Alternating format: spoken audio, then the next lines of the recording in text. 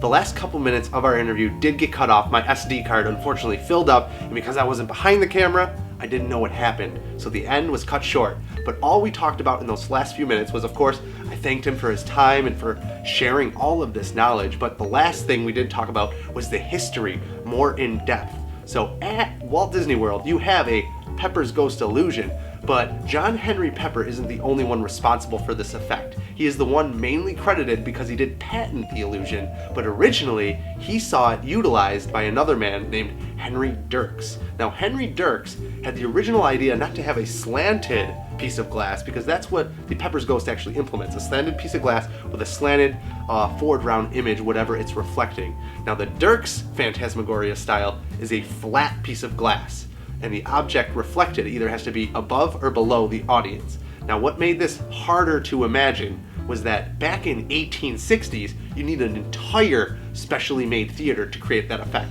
And whereas John Pepper's methodology, you didn't need a whole special theater, you just kind of needed a special setup in a theater.